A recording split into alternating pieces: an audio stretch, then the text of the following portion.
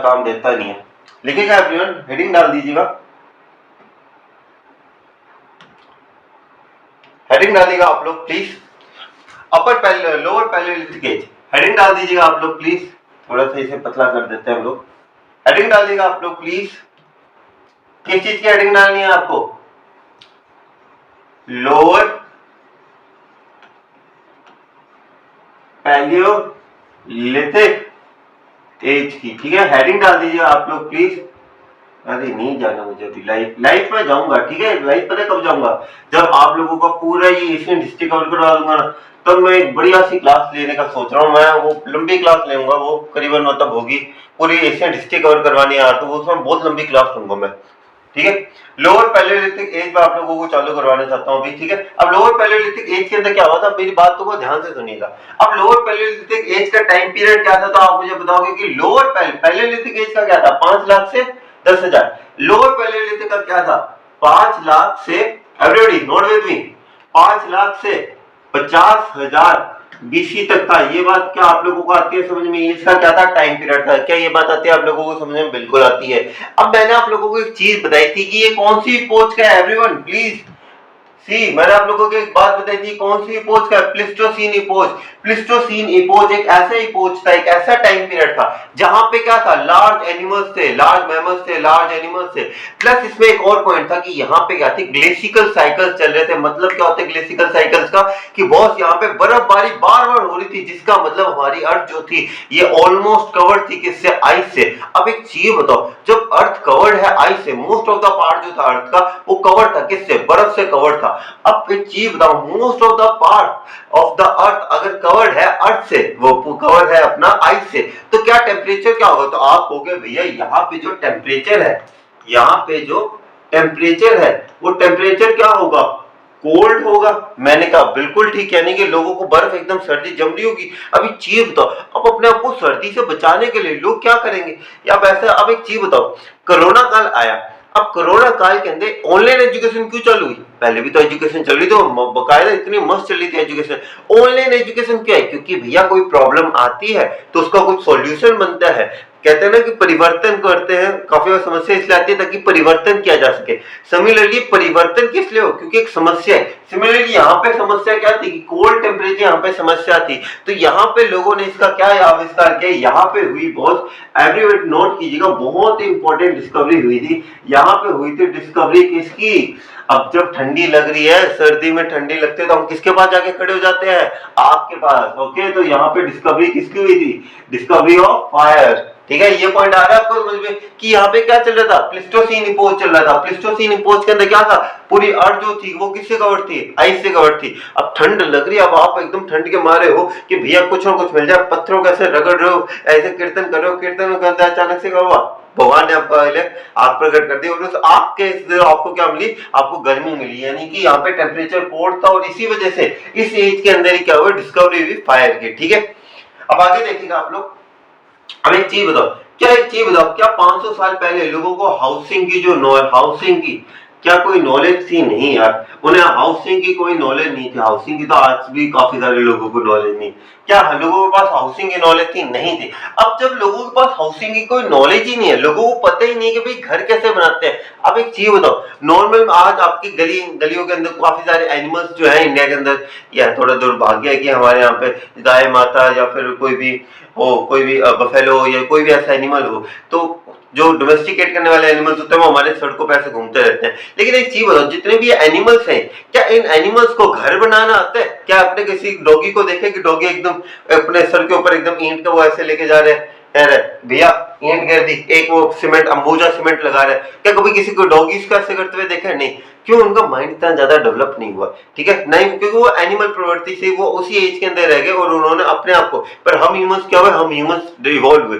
तो सिमिलरली लोगों को उस टाइम के ऊपर, आज है हमें, आज हम लोगों ने अपने घर बना रखे हैं, लेकिन उस टाइम के लोगों को हाउसिंग की नॉलेज नहीं थी। तो कभी नोटिस करना, जब भी बारिश आती है, जब भी आंधी वगैरह आती है, तो आप लोग देखोगे जो एनिमल्स है ना, ये सहारा ढूंढते हैं। ये क्या ढूंढते हैं? सहारा ढूंढते हैं। कोई छज्जा मिल जाए, कोई पेड़ मिल जाए, या कोई बनी बनाई सी कोई खाली सी जगह मिल जाए जहां पे बारिश का प्रकोप या फिर बारिश का इफेक्ट ना है, तो वो क्या करते हैं? वहां पे चले जाते हैं।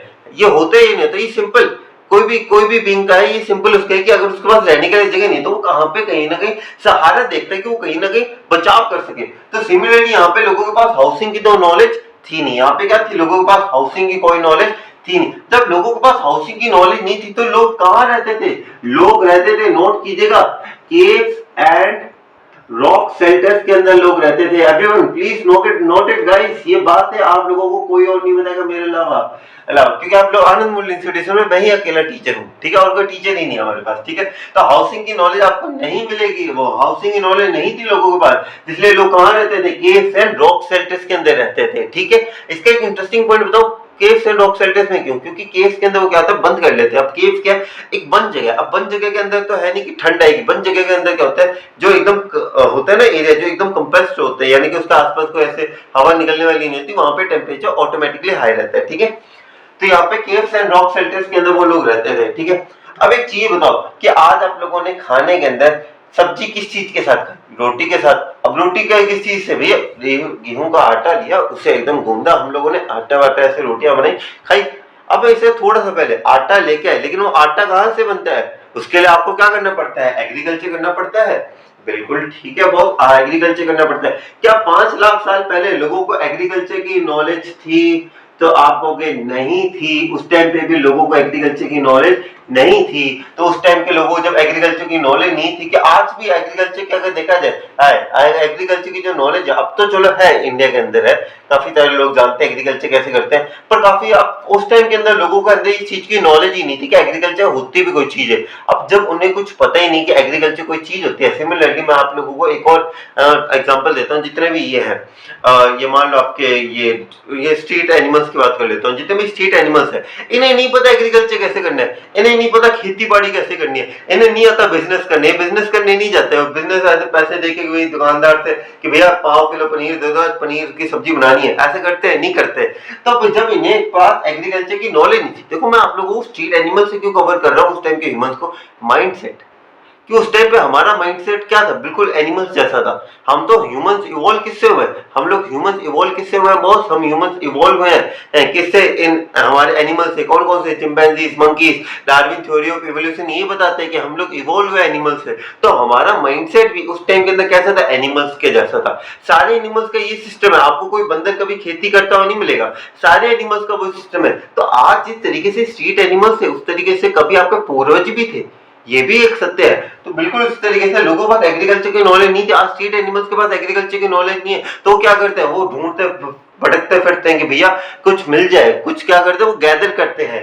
क्या मैं कह सकता हूँ कि जब उन्हें नहीं थी तो वो क्या करते हैं, वो फूड गैदरिंग करते हैं। क्या मैं ये वर्ड इस्तेमाल कर सकता हूँ कि वो फूड गैदरिंग करते हैं? क्या ये बात आपको आती है समझ में कि वो क्या करता है, फूड गैदरिंग करते हैं? बिल्कुल ठीक है। कोई भी मतलब कोई खाना मिलता है, जैसे एक बहुत अच्छी एक है कि कुत्ते को अगर एक रोटी डालो तो वो आधी रोटी आज खाता है, आधी बचाता है, एक लाइक दिस है, ठीक है। हालांकि इसका मुझे मैंने तो कभी देखा नहीं, हम तो देते हैं चुपचाप खा लेते हैं, ठीक है, फूड गैदरिंग। और काफी लोग क्या करते हैं, शिकार कर लेते हैं। डॉगी सब देखो ना, वो कोई पंछी उड़ रहा हो गए, कोई स्मॉल एनिमल्स होते हैं, उनकी क्या करते हैं, शिकार करते हैं। और शिकार को इंग्लिश के अंदर भैया हम लोग हंटिंग कहते हैं। क्या कहते हैं भैया, हम लोग हंटिंग कहते हैं। तो जब उनके पास एग्रीकल्चर नहीं था तो उस टाइम के लोग क्या करते थे, फूड गैदरिंग करते थे।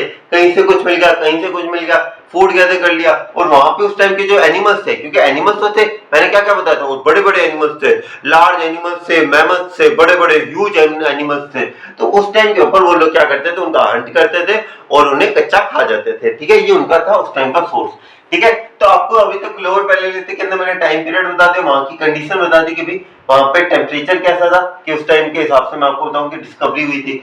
और उनकी हाउसिंग बता दी कि वो रहते किस तरीके से थे, एग्रीकल्चर बता दिया। मोस्ट इंपोर्टेंट लिखिएगा, कोई भी एज को डिफाइन डेफिनेशन जो वैसे मैं आपको पहले बताया था, जैसे मैंने आपको पहले बताया था, एक सेकंड, एक और पीछे, हाँ जी, मैंने क्या बताया था यहाँ पे, टूल्स। ये तो बहुत ही इंपॉर्टेंट टर्म है, tools.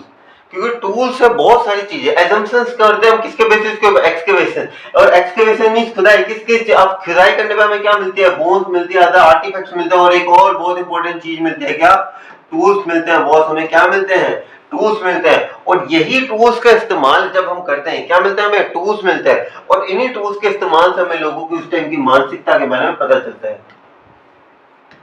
Please give me my page back, yes. ठीक है। अब यहाँ पे टूल्स मोस्ट इंपोर्टेंट है, क्योंकि आप लोगों से ऊपर वाली चीजों को अंदर ज्यादा कुछ नहीं पूछा जाएगा, पर आपकी नॉलेज आपको पता होगी कि हाँ उस टाइम के लोगों के बारे में। Tools very important. अब यहाँ पे जो टूल्स थे, यहाँ पे देखिए क्या क्या टूल्स इस्तेमाल करते थे। यहाँ पे लोग इस्तेमाल करते थे हैंड एक्सेस, इसके अलावा क्या क्या इस्तेमाल करते थे, लीवर्स, इसके अलावा पेबल टूल्स, पेबल टूल्स, देखिएगा ये पेबल टूल्स का इस्तेमाल करते हैं। इसका सही थोड़ा छोटा हो सकता है क्या, कंप्रेस किया जा सकता है, कंप्रेस नहीं कर सकते यार, इसे कंप्रेस नहीं कर सकते, वरना मैं इसे कंप्रेस देखना एक बार, ये थोड़ा सा ऊपर जा सकता है क्या, कंप्रेस नहीं हो सकता यार, कंप्रेस हो जाता ना तब तो मजा ही आ जाता। चलो कोई बात नहीं, नेक्स्ट पेज का इस्तेमाल करना पड़ेगा फिर मुझे। मैं चाहता था एक ही स्लाइड पे आ जाता ना तो थोड़ा हो जाता है। ठीक है, यहाँ पे कोशिश करते हैं कि स्लाइड के ऊपर आ जाए। ठीक है, hand access, cleavers, payable tools, ये मेन टूल्स है जो वहां पे मिले थे। ठीक है, और ये किन चीजों के बने हुए थे, ये बने हुए थे सैंडस्टोन, सैंडस्टोन एंड बेसाल्ट के। ये किन चीजों से बने हुए थे, ये बने हुए थे सैंडस्टोन एंड बेसाल्ट के बने हुए थे ये टूल्स। ठीक है, पूछा जा सकता है कि पैलियोलिथिक, लोअर पैलियोलिथिक एज के अंदर कौन कौन से टूल्स पाए जाते थे और वो बनते किन चीजों से, ये जरूर आप लोगों से पूछा जा सकता है। ठीक है बॉस, तो इस चीजों को आप प्लीज नोट कर लीजिएगा इसके अंदर। ठीक है, आगे देखिएगा। अब ये जो टूल्स थे, अब इन टूल्स को बनाया किस तरीके से जाता था, इन टूल्स को बनाया जाता था फ्लेक बेस्ड टेक्निक से। लिखेगा everyone please, flake based technique से इन सारे टूल्स को बनाया जाता था। कौन सी टेक्निक से, फ्लेक बेस्ड टेक्निक। अब ये फ्लेक बेस्ड टेक्निक होती क्या है मैं आप लोगों को बता देता हूं फिर से। देखिएगा यहाँ पे मैं आपको क्या बताना चाहता हूं, फ्लेक बेस्ड टेक्निक, जिसे हम इरेज कर देंगे बाद में। ठीक है, सब समझाने के लिए बता।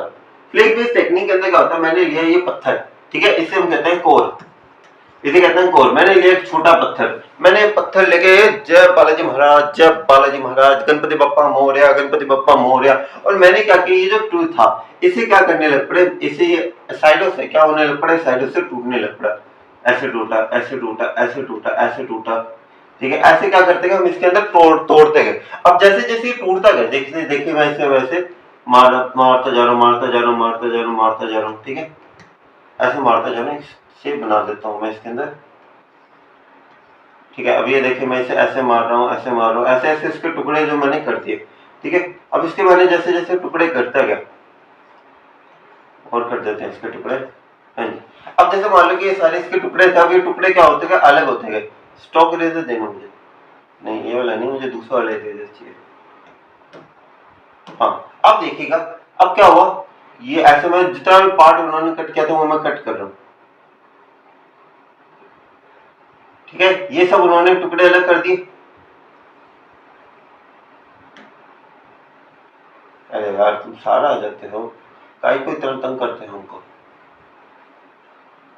ठीक है, ये सारा पार्ट हो गया कट। अब मैं पत्थर के आउटलाइन देखो, अब आप पत्थर की आउटलाइन कैसी है, क्या ये कुछ हथियार जैसा नहीं लग रहा जिसे मार के हम लोग क्या कर सकते हैं, हंट कर सकते हैं। तो क्या करते थे, फ्लिक बेस्ड टेक्निक से क्या करते थे, शेपिंग करते थे टूल्स की। क्या करते थे, फ्लिक बेस्ड टूल्स की मदद से क्या करते थे, shaping of the tools. Okay, shaping of the tools ये यहाँ पे होती थी, ये नोट कर लीजिएगा। ठीक है, इसे मैं क्लियर करना चाहूंगा क्लियर कैनवास से। और अब अगर मैं आपको पूरा सम अप करना चाहूँ कि लोअर पैलियोलिथिक एज के अंदर क्या क्या था, तो देखिए 5 लाख BC से 50,000 BC के तक था ये। टेम्परेचर यहाँ पे ठंडा था, डिस्कवरी हुई यहाँ पे फायर की, हाउसिंग की नॉलेज थी नहीं लोगों, इसलिए यहाँ पे केस है रॉक साइड्स के अंदर रहते थे। एग्रीकल्चर की नॉलेज थी नहीं, इसलिए फूड गैदरिंग और हंटिंग वगैरह करते थे। टूल्स यहाँ पे मेजर पार्ट्स है यहाँ पे टूल्स। ठीक है, और टूल्स का यहाँ पे क्या क्या है, देखिए हैंड एक्सिस, क्लीवर्स, पेबल टूल्स हैं जो कि बने होते थे सैंडस्टोन एंड बेसाल्ट के, और यहाँ पे फ्लिक बेस्ड टेक्निक्स थी। अब आप लोग मुझसे एक सवाल पूछोगे कि भैया हम आपकी बात क्यों माने, हु आर यू, हम आपकी बात क्यों माने। तो मैंने कहा भैया मैं आपको इंपॉर्टेंट साइट्स दिखा देता हूँ, हेडिंग दिखिएगा इंपॉर्टेंट साइट्स, इंपॉर्टेंट साइट्स, इसके अंदर ही लिखना ऑफ LPA। ओके, साइट्स के लिखेगा, क्या क्या है साइट्स बताता हूं मैं आप लोगों को। पहली साइट लिखेगा, लाल रंग से लिखता मैंने आपके लिए, ठीक है, खास कर। ठीक है, सबसे पहले लिखेगा बेलन वैली। अब बेलन वैली भैया ये कहां पर है, ऐसे मनचाहा नाम मत बताओ। मैंने कहा लो भैया मिर्जापुर चले जाओ, चाहे तो सीरीज देख लो मिर्जापुर। और ये मत पूछना मिर्जापुर कहाँ पर है। Mirzapur is very important for the geographical aspect of India, ठीक है। बेलन वैली, इसके अलावा कहाँ, सोन वैली, सोना कितना सोना है सोने जैसा तेरा मन, पंजाब यहाँ पे है। अब पंजाब कौन सा, इंडिया का है कहाँ का भैया, पाकिस्तान के पंजाब की बात हो रही है यहाँ पे, ठीक है। कहाँ, पाकिस्तान के पंजाब की बात हो रही है। और एक और चीज देखिए, सोन वैली, इसके अलावा कहाँ पे मिलेगा, इसके अलावा कहाँ मिलेगा ये भीमबेटका केव्स। अबे भीमबेटका कहाँ है, भीमबेटका है आपका मध्य प्रदेश के अंदर भैया, मध्य प्रदेश के अंदर,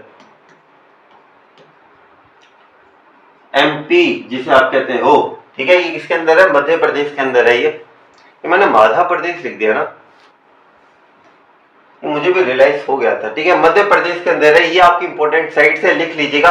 काफी बार पूछ लिया जाता है कि भैया साइट्स बता दो एक दो लोअर पैलेओलिथिक एज की, तो बता दो कि भाई बेलेन वैली आती है इसके अंदर सोन वैली आती है, भीमबेटका केव्स आ जाती है इसके अंदर, ठीक है। ये बात होगी सारी। चलिए अगले पेज पे चलते हैं। अब बात